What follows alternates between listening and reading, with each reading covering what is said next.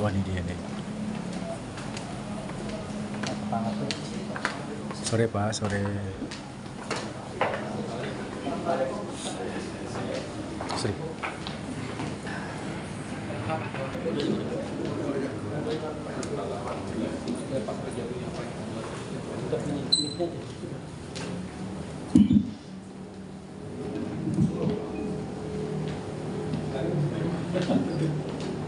Assalamualaikum warahmatullahi wabarakatuh.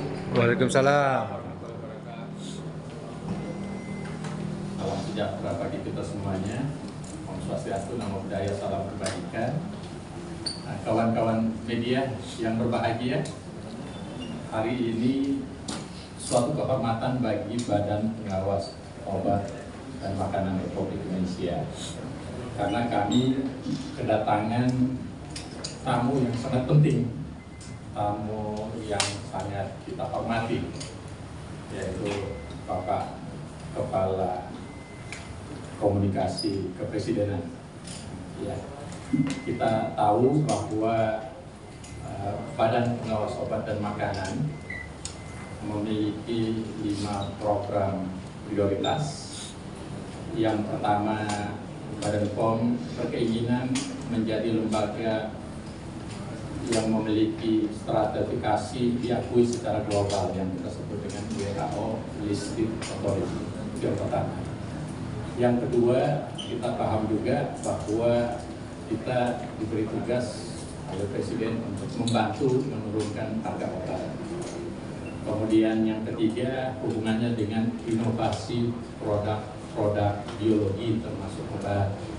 Kemudian yang keempat, hubungannya dengan apa yang kita sebut dengan inovasi riset-riset, khususnya hubungan dengan obat dan pangan. Kemudian yang kelima, perbaharuan apa yang kita sebut dengan regulasi kita ingin perbaharui, karena ada beberapa regulasi yang berhubungan dengan pengawasan obat dan makanan sudah saatnya diperbaharui. Kemudian atau direformasi. Kemudian yang keenam, hubungannya dengan UMKM kami juga. Dan yang terakhir, perannya Badan POM hubungannya dengan makan bergizi gratis. Dari ketujuh hal itu tentu itu merupakan juga, dari 7 program itu sudah disetujui oleh Komisi 9 sebagai mitranya Badan Pengawas Obat dan Makanan. Oleh karena itu, kedatangan Bapak Kepala Komunikasi Kepresidenan pada hari ini tentu akan bersinergi untuk mensinkronkan 7 program utama kami, termasuk beliau melihat fasilitas, beliau melihat pelayanan, melihat laboratorium dan berbagai hal, dan kita berdiskusi. Intinya hal itu kami dari Badan Pengawas Obat dan Makanan sangat mengharapkan support dari Istana Negara yang berhubungan dengan program-program ini. Saya kira itu dari kami. Selanjutnya kami persilakan. Baik, selamat sore teman-teman semua. Assalamualaikum warahmatullahi wabarakatuh. Kantor Komunikasi Kepresidenan sengaja memang berkunjung ke kantor Prof. Ikrar, kantor BP POM, karena memang bagian dari yang menjadi tugas dari kantor komunikasi adalah untuk fokusnya adalah komunikasi hal-hal strategis dan ya, program prioritas dan program hasil terbaik cepat dari pemerintahan Prabowo Gibran. Dan setelah sampai di sini makin yakin ke kami bahwa memang BP POM ini ruang lingkupnya sangat luas, dan mungkin apa yang kita gunakan, apa yang kita konsumsi sehari-hari, apa yang kita makan, apa yang kita minum, itu izin sertifikasinya ada di sini semua. Kalau ada masalah kemudian diujinya juga di BP POM. Jadi kalau teman-teman makan makanan, ya, minum minuman kemasan, menggunakan kosmetik, menggunakan obat, menggunakan obat-obat tradisional, vaksin dan segala macam itu diuji sehingga kemudian dinyatakan layak edar itu setelah dinyatakan lulus oleh BP POM, begitu ya Pak Kepala. Jadi menurut saya tugas dari BP POM memang sangat luar biasa, menyangkut hajat hidup orang banyak, mulai dari lahir sampai meninggal diurus oleh kebutuhannya diurus oleh BP POM. Kami sangat mendukung BP POM punya keinginan untuk melakukan terobosan, termasuk juga menjadikan kantor ini sebagai badan pengawas obat makanan yang berada di level internasional, di level global. Jadi katanya bulan April bakal ada sidang ini untuk menentukan apakah BP POM akan masuk menjadi bagian dari WHO Listed Authority. Nah, beliau mengatakan sangat optimis Indonesia bisa menjadi bagian dari itu. Dan kalau begitu, mungkin kita baru berapa negara? 30 negara? Baru 30 negara yang menjadi bagian dari WHO Listed Authority. Dan semuanya negara maju. Jadi kalau Indonesia bisa menjadi bagian itu tahun ini adalah sebuah kebanggaan besar buat Indonesia.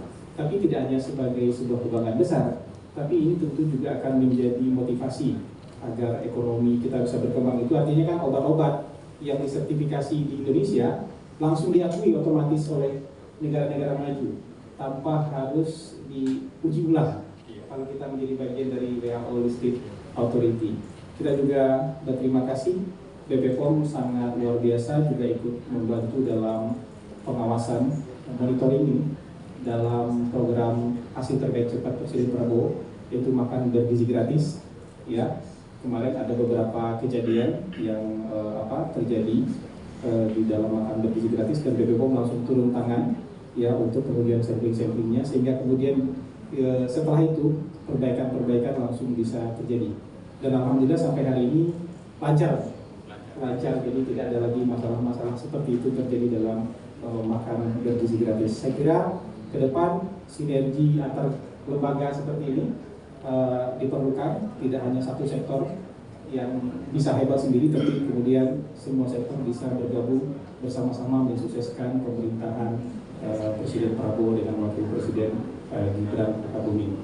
Dan kami dari kantor komunikasi sepanjang terkait dengan program-program strategis pemerintah, program prioritas pemerintah dan program hasil terbaik cepat sangat siap untuk membantu, terutama di bidang komunikasinya, terutama BP POM.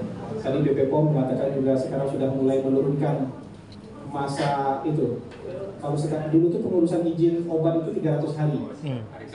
300 hari kerja, sekarang sudah turun jauh menjadi 90 hari kerja. Nah, ini kan dari sisi keekonomian, dari sisi kepraktisan sudah jauh lebih baik. Sangat jauh lebih baik. Mungkin itu komentar dari kami atau komunikasi Presiden, dan kami optimis BP POM ini, saya doakan betul Pak, bisa menjadi bagian dari WHO Listed Authority nanti bulan April. Terima kasih. Assalamualaikum warahmatullahi wabarakatuh. Waalaikumsalam. Kawan kantor komunikasi Presiden telah menyampaikan. Jadi kita juga seperti selain silaturahmi merasa dievaluasi. Alhamdulillah. Nah, tapi intinya Bapak, kita seperti yang saya kemukakan tadi, bahwa total kontribusi lembaga ini ya kan seluruh kebutuhan, hampir separuh dari kebutuhan hidup kita kan ada hubungannya dengan Badan Pengawas Obat dan Makanan. Itu hampir 400 miliar US dollar, berarti kan mendekati 6.000 triliun ya. Jadi itu merupakan sangat besar hubungannya dengan national interest kita, kepentingan nasional kita. Mudah-mudahan lembaga ini bisa berkiprah, bisa bekerja secara maksimal untuk mensupport dan melayani masyarakat Indonesia secara keseluruhan. Ada pertanyaan? Silakan. Yang pertama siapa ya? Ini Pak. Oh ya, itu silakan.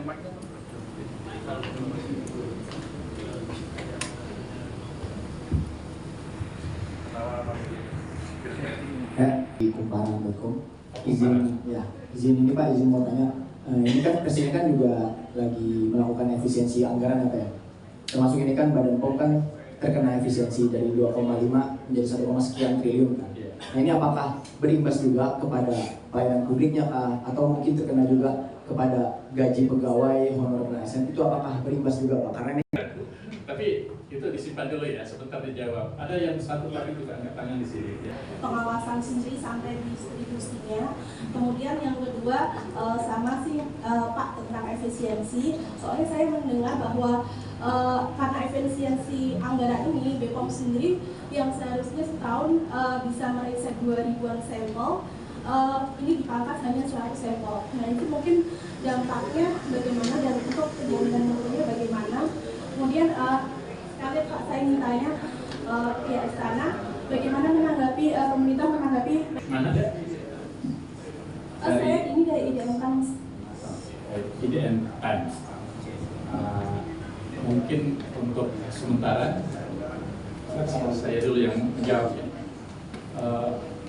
Betul, Badan Pengawas Obat dan Makanan awalnya mendapat efisiensi sebesar 54%.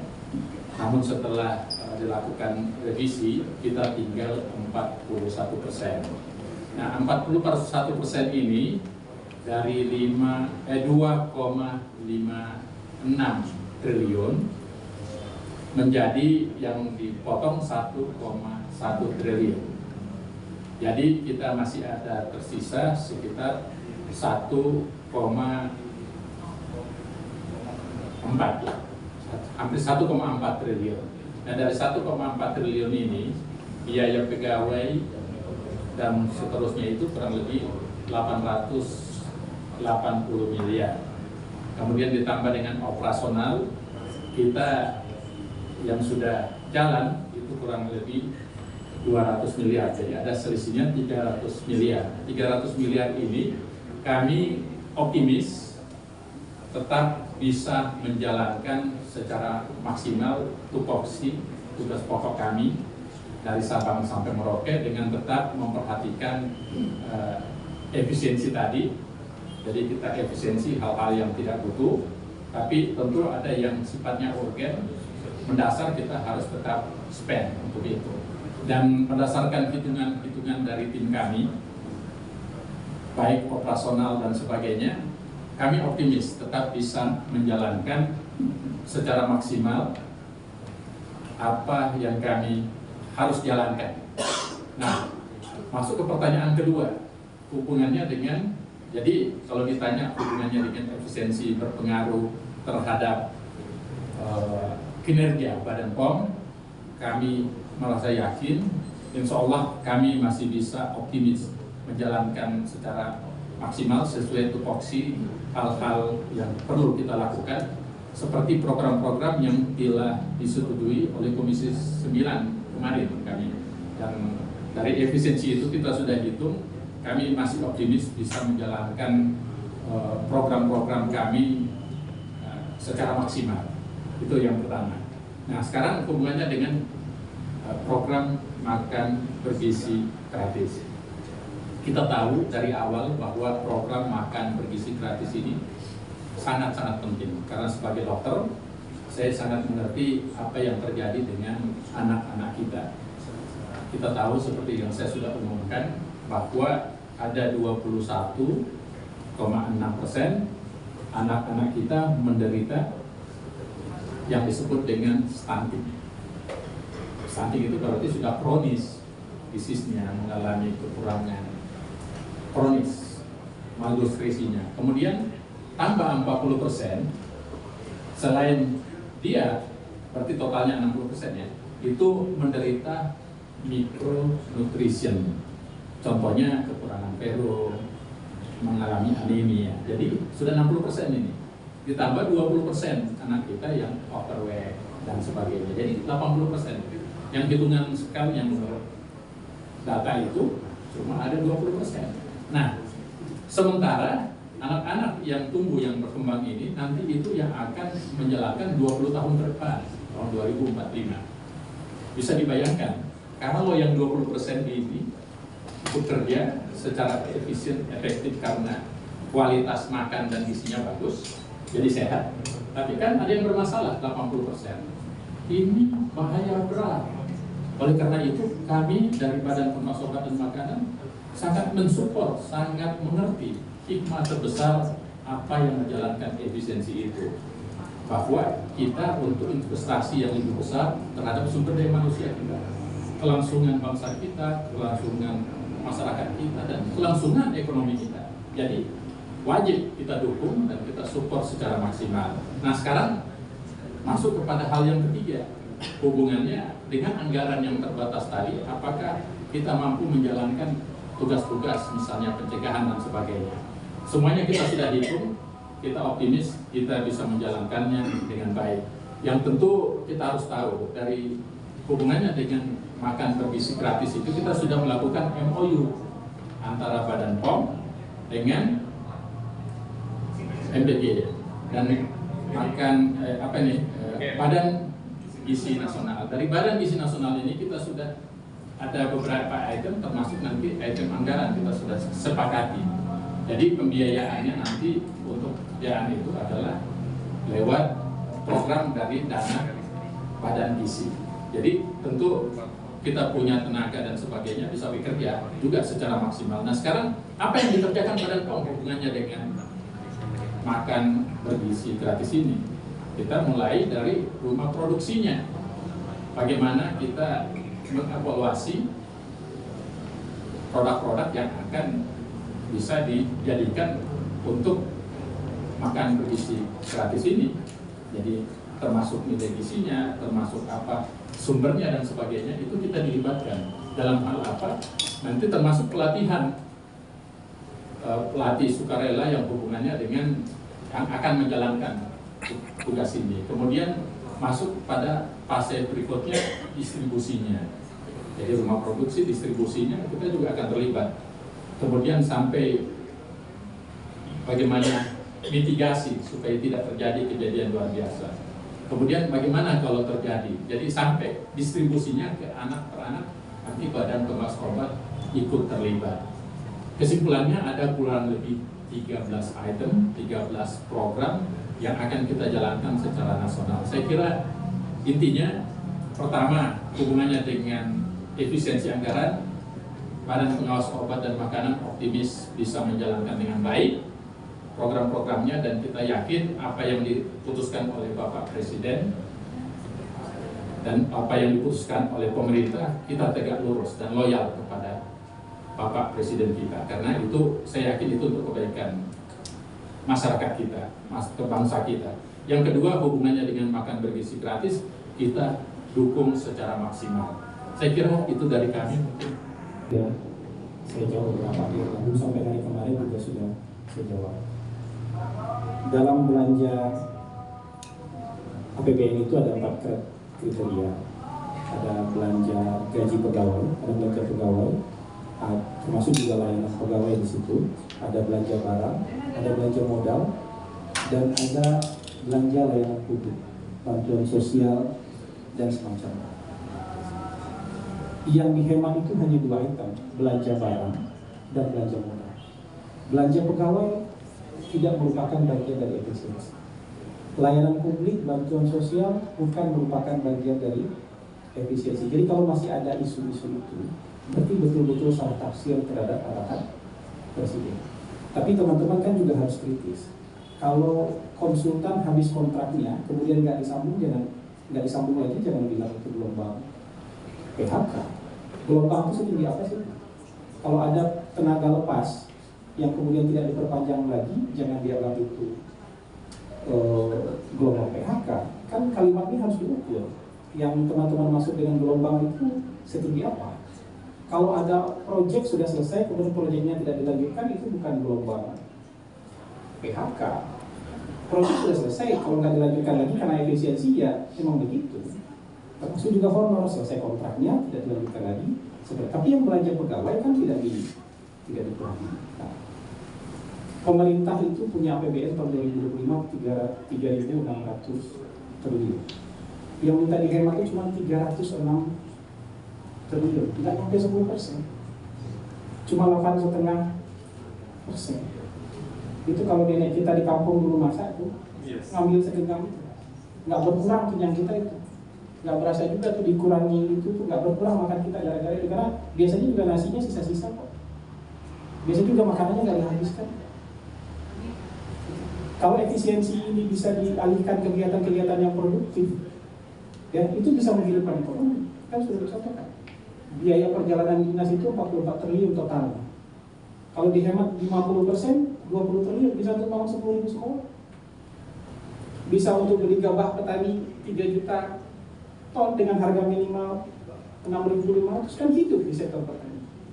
Bisa buat menambah kuota subsidi pupuk, ya, pupuk bersubsidi jadi 9,5 juta ton, kan hidup sektor pertanian. Jadi ini dialihkan untuk kegiatan produktif, bukan dihemat kemudian ditabung disimpan, nggak seperti itu.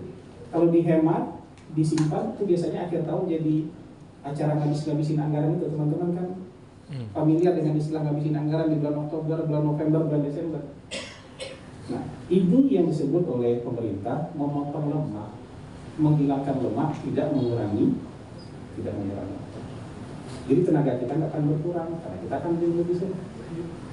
Gitu. Jadi kalau ada isu-isu seperti itu, cek lagi benar nggak seperti itu. Jangan-jangan ini hanya isu yang kemudian dibesar-besarkan untuk menggagalkan efisiensi yang dilakukan pemerintah. Seperti itu kuotanya. Dari 3.600 triliun yang dihemat berapa? 306? Nggak nyampe 10%. Totalnya dalam postur APBN kita nggak nyampe 10%. Jadi kalau ada isu-isu, mungkin salah kecoret item. Belanja barang modalnya tetap tinggi, tapi belanja karyawannya dikurangi, bisa juga seperti itu. Tapi hari ini kan sudah ada, semua kaya sudah rekonstruksi. Sudah direkonstruksi, jadi item-item mana saja yang boleh dihemat, item-item mana saja yang tidak boleh dikenakan efisiensi. Harusnya dari sini ke depan isu-isu ini sudah tidak terjadi. Begitu. Tadi saya melihat BP POM sangat adaptif terhadap efisiensi ini. Mungkin BP POM salah satu institusi pertama yang menyatakan siap bekerja optimal di bawah efisiensi. Tadi saya lihat comment centernya jalan optimal, jadi memeriksa 76 balai yang ada di seluruh Indonesia sudah bisa dengan teknologi. Diklik keluar, bisa dilihat, bisa dicek, bisa komunikasi. Tadi saya cek ke laboratorium, kemudian laboratorium yang lagi ada sampling yang lagi diuji, nyala lampunya, nyala mesinnya. Yang lagi nggak ada, mati listriknya, dimatiin mesinnya. Ruangan kerja yang lagi ada orangnya, nyala listriknya. Yang nggak ada orangnya, mati listriknya, mati.